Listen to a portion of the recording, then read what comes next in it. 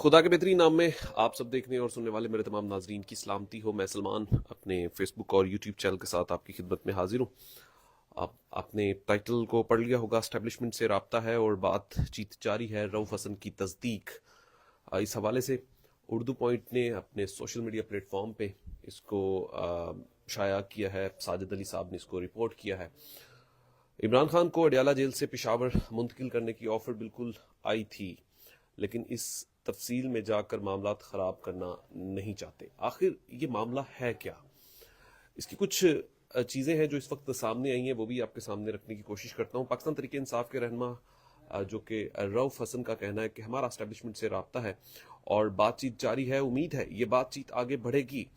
अपने एक इंटरव्यू में उन्होंने कहा कि मौजूदा हुकूमत चोरी की हुकूमत है और इनके पास हमें देने को कुछ नहीं है, इसलिए अगर मुज़ाकरात को बामायनी और बामकसद बनाना है तो उन लोगों से मुज़ाकरात होने चाहिए जिनके पास ताकत है।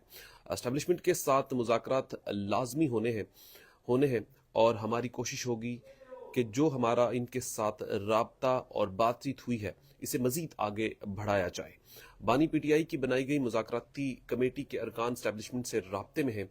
साबिक वज़ीर आज़म की अडयाला जेल से पेशावर मुंतकिली सवाल पर रऊफ हसन ने जवाब दिया कि इमरान खान को अडयाला जेल से पेशावर मुंतकिल करने की ऑफर बिल्कुल आई थी, लेकिन इसकी तफसील में जाकर मामलात को खराब करना नहीं चाहते।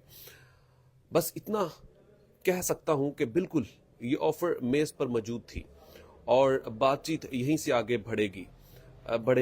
दूसरी तरफ सुप्रीम कोर्ट के आईनी बेंच ने बानी पीटीआई इमरान खान के अडयाला जेल से खैबर पख्तूनख्वा मुंतकिल दरख्वास्त को जो है वो मुस्तरद कर दिया है। अदालत ने दरख्वास्त गुजार पर 20,000 रुपये जो है वो जुर्माना भी कर दिया है। तो उस दरख्वास्त को जो है वो बिल्कुल निकाल दिया गया। अच्छा, बानी पीटीआई शहरी क्यूम खान की जानिब से अडयाला जेल से खैबर पख्तूनख्वा मुंतकिल की दरख्वास्त की समाअत की। दुरान समाअत जस्टिस जमाल खान बंदुखिल ने कहा कि कैदी कि अहले खाना या वो खुद ऐसी दरख्वास्तें दे सकते हैं।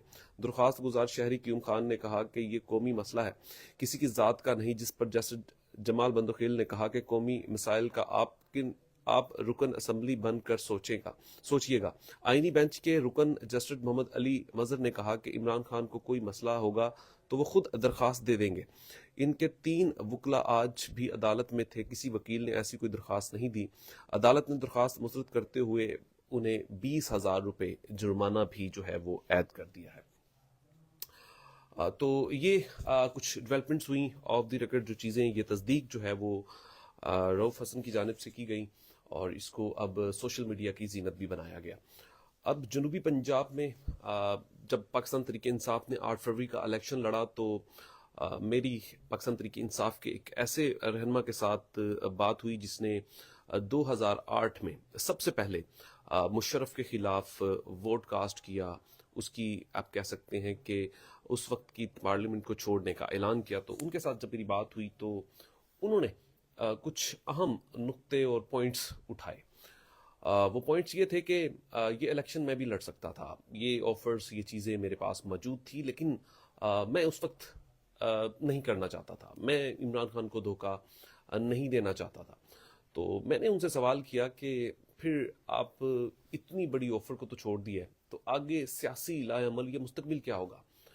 तो उन्होंने कहा कि जो लोग किसी ढील की वजह से आते हैं उनका मुस्तकबिल ज़्यादा लंबा नहीं होता। वो आने वाले वक्त में उन चीज़ों के आदी हो जाते हैं, उस सहूलियात के। और मैंने शुरू से बड़ी सख्त और स्ट्रिक्ट इलेक्शन जो लड़ा है और हमेशा से मुज़ाहमत का सामना किया है, तो मुझे इसकी परवाह नहीं। और साथ ही साथ उन्होंने एक बात और कही कि आज भी बहुत सारे लोग जनूबी पंजाब में से जब हुकूमत को ज़रूरत होगी वो उनकी तरफ चले जाएंगे। तो मैं ये बात सुनकर काफ़ी हैरान हुआ कि इतना बड़ा आप बात कर रहे हैं, तो ये कैसे मुमकिन हुआ? तो उन्होंने कहा कि भाई आपने लास्ट टाइम बहुत सारी चीज़ें देखी और आपको कुछ ऐसे सरप्राइज भी मिले, और जिसमें उन्होंने जनूबी पंजाब की एक बड़ी हस्ती का नाम भी लिया और कहा कि आप इनसे, इस घराने से देख लें कि किस तरीके से यहाँ पर भी मामला ख़राब हुए, और आप सोच भी नहीं सकते कि जब भी हुकूमत को किसी भी चीज़ पर ज़रूरत होगी तो वो जनूबी पंजाब से बड़े लोग जो हैं वो वहाँ पर शामिल हो सकते हैं।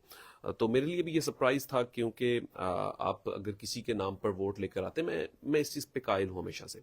اگر آپ نے نواز شریف کے نام کا ووٹ لیا ہے تو آپ کو ہمیشہ سے اس کے ساتھ جڑے رہنا چاہیے. اگر آپ نے پاکستان پیپلز پارٹی کے نام پر ووٹ لیا ہے تو آپ کو ہمیشہ سے اسی کے ساتھ جڑے رہنا چاہیے. اور اگر آپ نے عمران خان کے نام کا ووٹ لیا ہے تو آپ کو ہمیشہ سے اسی کے ساتھ جڑے رہنا چاہیے. کیونکہ جب آپ عوامی جذبات کے ساتھ کھیلتے ہیں تو پھر اس کا رد عمل جو ہے وہ مختلف آتا ہے. اور آئندہ جب انتخابات ہوں گے اور ہماری زندگی رہی اور اگر ہم نے اس الیکشن کو دیکھا تو اس میں آپ کو جو باغی ہونے والے لوگ ہیں, جو منحرف ہونے والے لوگ ہیں, ان کو ریئیکٹ بنسبت پچھلے لوگوں سے بہت زیادہ ملنے والا ہے. اور شاید بہت سارے لوگ تو ایسے بھی ہوں جن کو سیاست چھوڑنی پڑ جائے, اور بہت سارے ایسے لوگ بھی ہوں گے جن کی ضمانتیں بھی ضبط ہو جائیں. تو یہ ایک عمل جو ہے وہ اب شروع ہوگا, کیونکہ اب جو انسانی اور جو پاکستان کی عوام کی جو سوچ ہے, ظاہر ہے کہ ہم پبلک میں جا کر جب پبلک کی چیزوں کو دیکھتے ہیں, سنتے ہیں, تو وہ جذبات بہت مختلف ہو چکے ہیں. اور جب آپ کسی بھی بیانیے کو انکاؤنٹر کرنے کے لیے جب کسی تشدد کو بڑھاتے ہیں تو وہ چیزیں جو ہے وہ مزید نفرت میں اضافہ کرتی ہیں. تو اسی لیے یہ سب کچھ حکومت کے ساتھ ہوا, اور اس کا خمیازہ جو ہے وہ اب بھی اور آنے والے وقت میں بھی انہیں بھگتنا پڑے گا. تو بہت سے لوگ واقعی کمپرومائز تھے, اس میں کوئی دوسری رائے نہیں ہے. اور بڑے بڑے نام اس وقت الیکشن سے باہر کر دیا گیا, وہ لوگ تھے جن کو کمپرومائز وہ نہیں کر پائے. تو اس لیے آج وہ اس موجودہ اسمبلی میں موجود نہیں ہیں یا وہ الیکشن میں حصہ نہیں لے سکے.